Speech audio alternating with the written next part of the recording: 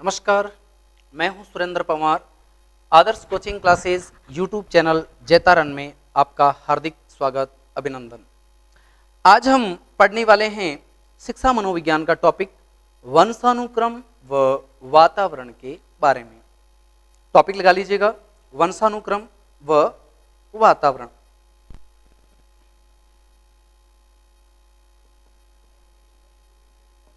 वंशानुक्रम व वातावरण। अब आप देखिए, इस दुनिया में जितने भी मानव हैं, उन मानव का विकास दो बातों पर आधारित होता है। मानव का विकास दो कारकों से होता है। पहला कारक जैविक कारक, दूसरा कारक सामाजिक कारक। पहला कारक जैविक कारक होता है। जैविक कारक, जैविक कारक का संबंध किससे होता है? माता पिता। इसका मतलब होता है, इसका संबंध है आनुवांशिकता से, या मैं यूं कहूं वंशानुक्रम से। और सामाजिक कारक बाहरी वातावरण या पर्यावरण होता है। सामाजिक कारक की हम लोग बात कर रहे हैं। समाज का दायित्व होता है कि वो इस वातावरण कारक या पर्यावरण कारक का विकास करें। यहां पर हमने बात की इन दो के बारे में। सबसे पहले अगर हम बात करें आनुवंशिकता या वंशक्रम, आनुवंशिकता या वंशक्रम,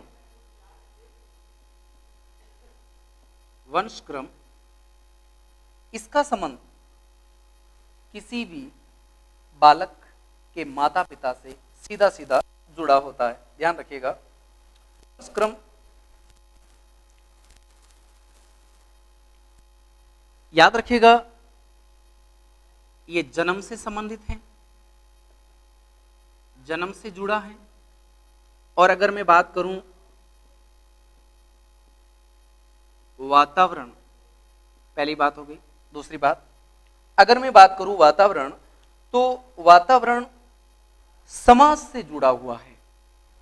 वातावरण समाज से जुड़ा हुआ है, यानी जन्म से जुड़ा हुआ है वंशक्रम, समाज से जुड़ा हुआ है वातावरण। दोनों का बिल्कुल सीधा सीधा संबंध है। अब हम बात करें वंशक्रम की, तो बालक में समानता और असमानता, ध्यान रखिएगा, समानता और असमानता दोनों का संबंध है वंशक्रम से। कई बातों में बालक माता पिता के समान होता है, कई में माता पिता के समान नहीं भी होता है।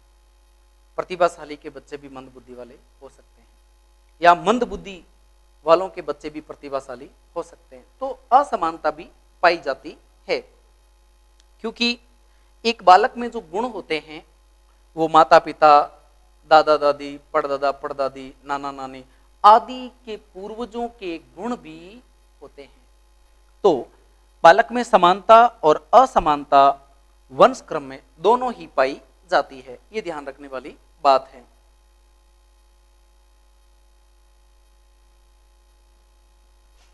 अब हम बात करते हैं, एक बालक न केवल अपने माता पिता बल्कि अपने पूर्वजों से भी शारीरिक व मानसिक गुण धर्म योग्यताएं विशेषताएं लक्षण लेकर के पैदा होता है, इसी बात को हम वंश क्रम कहते हैं। ध्यान रखिएगा, इसी बात को हम वंश क्रम कहते हैं, अनुवंशिकता कहते हैं, वंशानुगति कहते हैं। ये तमाम चीजें इन बातों पर आती है। अब हम बात करते हैं वंशानुक्रम की प्रक्रिया। कैसी प्रक्रिया है वंशानुक्रम की प्रक्रिया? वंशानुक्रम की प्रक्रिया, वंशानुक्रम की प्रक्रिया के अंदर आपको समझना है कि बालक का विकास सर्वप्रथम एक कोष से होता है। बालक का, या मैं यूं कहूं मानव या बालक का विकास सर्वप्रथम एक कोष से होता है। एक कोष से होता है। उस एक कोष को, उसको क्या कहा जाता है? संयुक्त कोष। इस संयुक्त कोष को जाइगोट भी कहा जाता है। ध्यान रखिएगा, संयुक्त कोष को जाइगोट भी कहते हैं, यानी उस एक कोष को, मतलब उसको संयुक्त कोष कहा जाता है,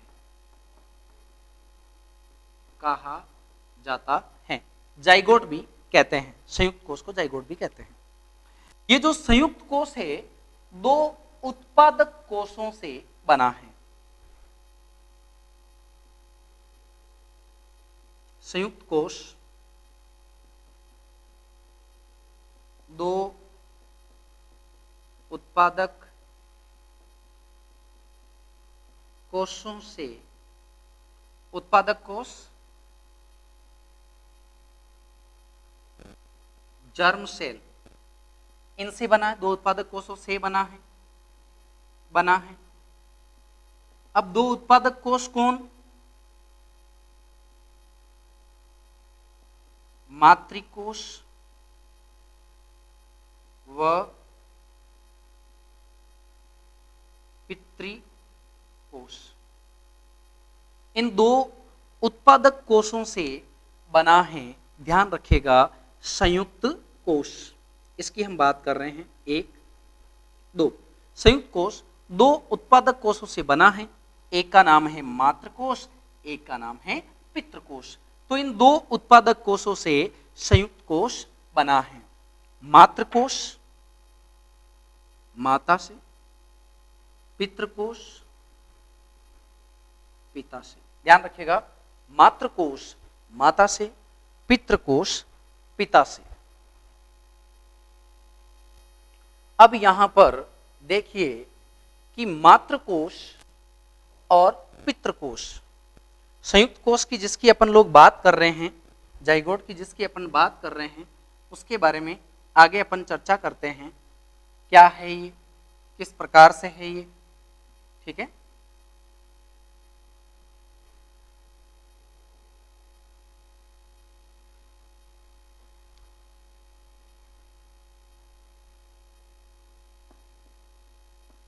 पुरुष व स्त्री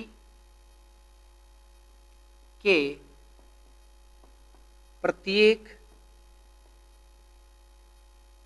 कोष में 23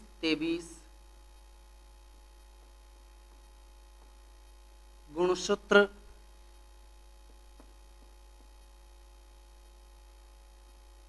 होते हैं, ठीक है। यानी अगर मैं सीधा सीधा कहूं तो संयुक्त कोष 23 गुणसूत्रों का जोड़ा है। 23 गुणसूत्रों का जोड़ा है, ध्यान रखिएगा, 23 गुणसूत्रों का जोड़ा है। अगर हम बात करें संयुक्त कोष, तो इसमें देखिए ये ये हो जाएगा माता, माता से मातृकोश, ये हो जाएगा पिता, पिता से पितृकोश। ध्यान रखिएगा मातृकोश, इससे बनेगा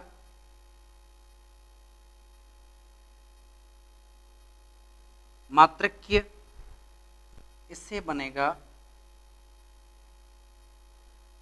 पितृक्य। मातृक्य जो होता है इसको हम ओवम भी कहते हैं, अंडाणु, इसका संबंध अंडाणु, इसको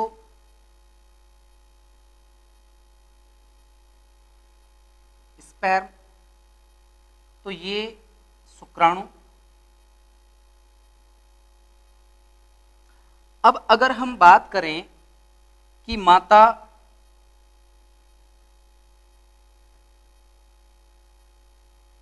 के ओवरी हार्मोन से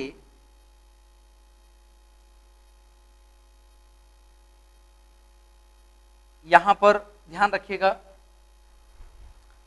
अगर हम बात करें माता के ओवरी हार्मोन से एस्ट्रोजेंस और प्रोजेस्टेरोन,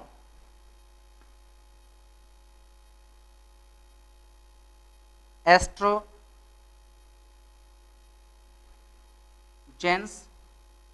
व प्रोजेस्टेरोन का स्राव होता है। और अगर पुरुष के टेक्निकल हार्मोन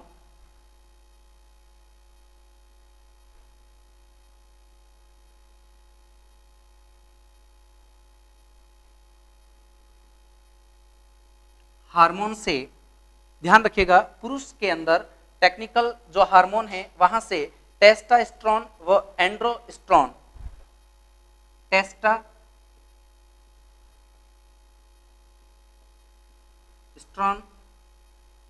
व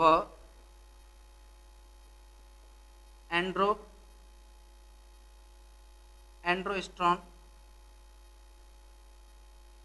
का स्राव होता है। ध्यान रखिएगा ये हार्मोन्स पाए जाते हैं पुरुषों के अंदर, टेस्टोस्टेरोन व एंड्रोस्टेरोन। अब आप देखिए यहाँ एस्ट्रोजेंस व प्रोजेस्टेरोन, इससे क्या होता है, महिलाओं के गुण आते हैं, आवाज का कोमल होना, मधुर होना,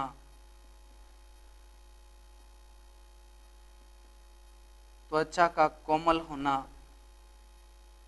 ध्यान रखिएगा दाढ़ी मूछ न आना महिलाओं के गुण हैं। और यहां पर टेस्टोस्टेरोन व एंड्रोजेंस, इसमें ध्यान रखिएगा आवाज का कर्कश होना, त्वचा का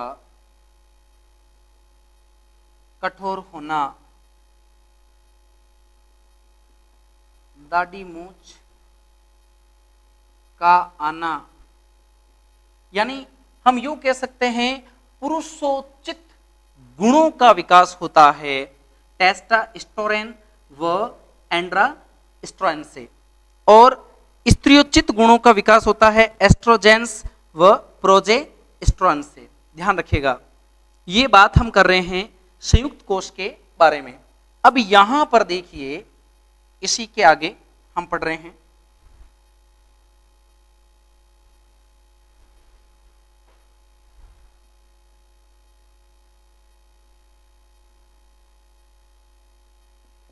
ये माता है,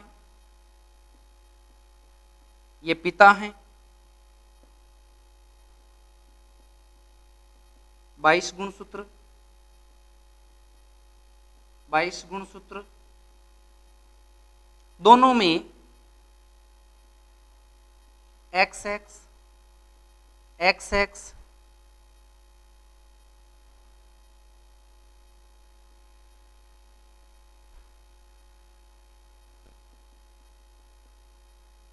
समान होते हैं, समान होते हैं। इसका मतलब हुआ 22 गुणसूत्र तक ये गुणसूत्र आत्म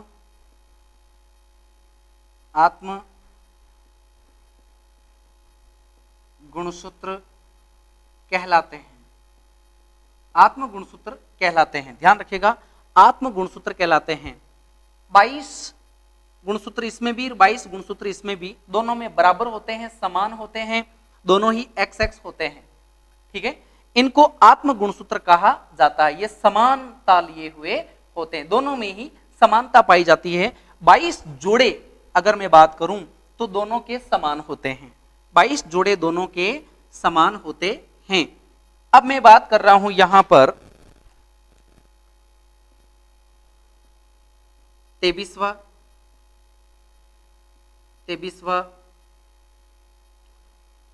ये 23वां गुणसूत्र क्या कहलाता है? ये कहलाता है लिंग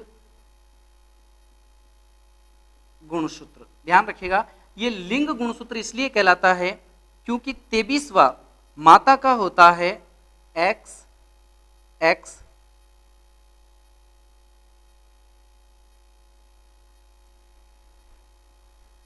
ये भी लंबा, ये भी लंबा, लेकिन पिता के अंदर एक होता है X, ये तो होता है लंबा, और एक होता है Y, ये होता है गोल।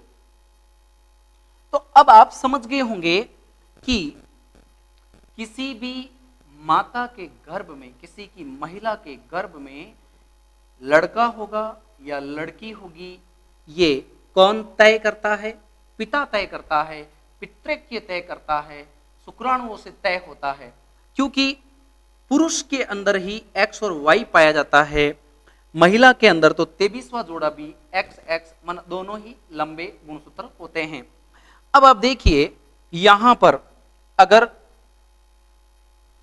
ये दोनों मिल जाएं, मतलब हुआ जो जोड़ी बनेगी वो बनेगी XX, दोनों ही XX, लंबा लंबा, इन दोनों का मिलन हुआ, ये गुणसूत्र बना, तो माता के गर्भ में लड़की होगी, माता के गर्भ में लड़की होगी। ध्यान रखिएगा।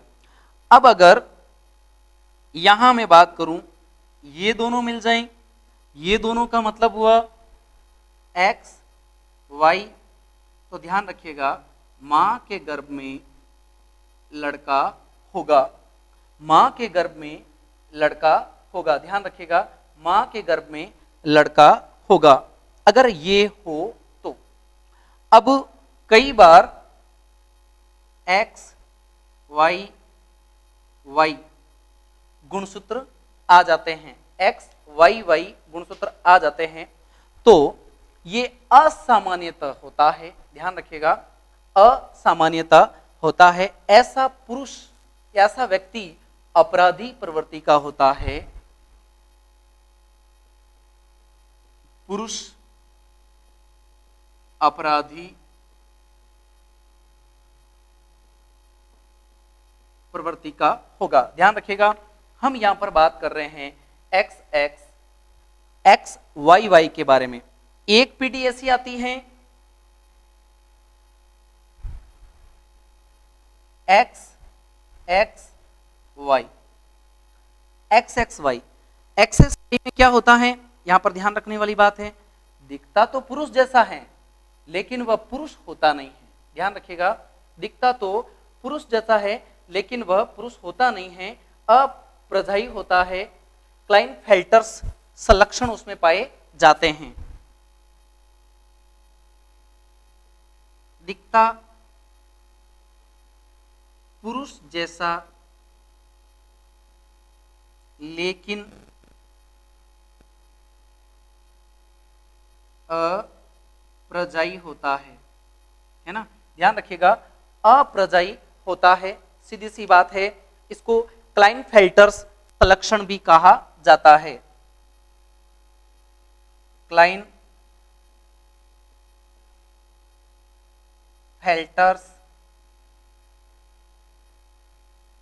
सलक्षण भी कहा जाता है, क्लाइनफेल्टर्स सलक्षण भी कहा जाता है।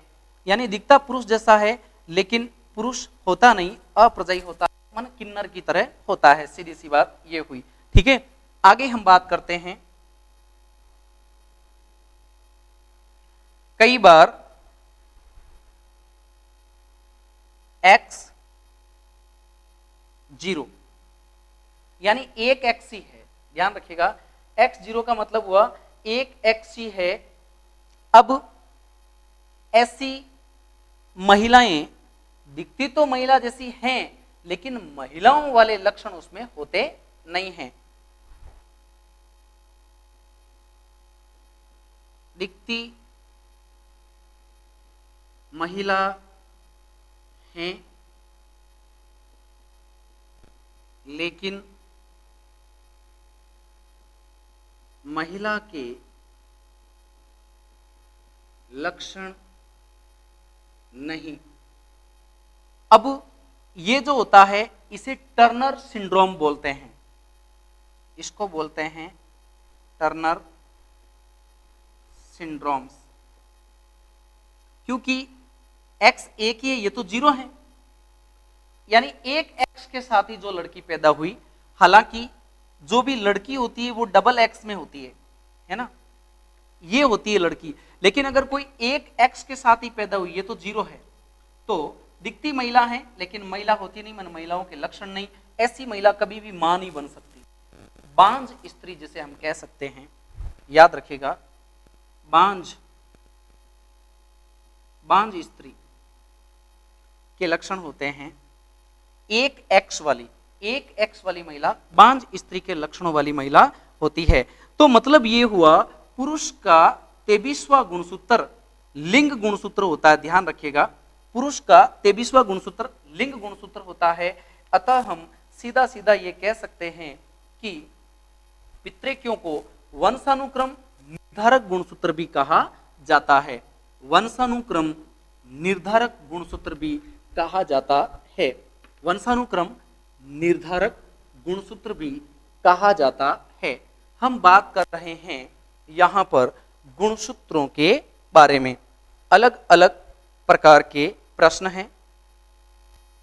अब हम बात करते हैं कि अगर दो जीन्स सीधा अर्थ है जीन्स का, हम जीन्स की बात कर रहे हैं, आनुवंशिकता की इकाई जो होती है वो जीन्स होती है, आनुवंशिकता की इकाई जीन्स को कहते हैं। जीन्स के अंदर डीएनए, आरएनए पाया जाता है, ध्यान रखिएगा, जीन्स के अंदर डीएनए और आरएनए पाया जाता है। और अगर मैं बात करूं कि दो जीन्स अगर क्रोमोसोम्स में एक साथ एक जगह पर हो तो उन्हें होमोलोग जीन्स कहते हैं। दो जीन्स क्रोमोसोम्स में एक जगह एक स्थान पर हो तो उनको होमोलोग जीन्स कहते हैं। और अगर वे दोनों ही असमान जीन्स हो, अगर दोनों जीन्स असमान हो तो उनको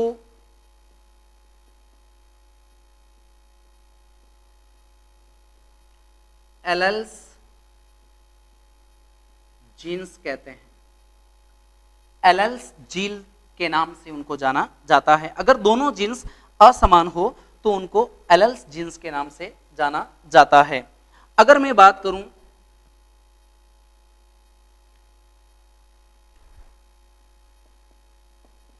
प्रत्येक गुणसूत्र यानी 1 बराबर 100 गुण या विशेषताएं होती हैं। तो आप देखिएगा 23 जोड़े होते हैं। 23 जोड़े का मतलब 23 प्लस 23 बराबर 46। तो 46 इंटू 100 बराबर 4600। यानी एक बालक जब जन्म लेता है तो उसमें लगभग 4600 प्रकार के गुण, विशेषताएं, लक्षण पाए जाते हैं। तो ये तो वंशानुक्रम की प्रक्रिया का एक छोटा सा टॉपिक था। आप हमारे इन वीडियो को अधिक से अधिक लाइक, शेयर और सब्सक्राइब जरूर कीजिएगा।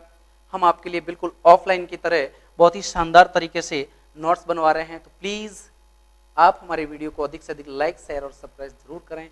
जय हिंद, जय भारत, नमस्कार।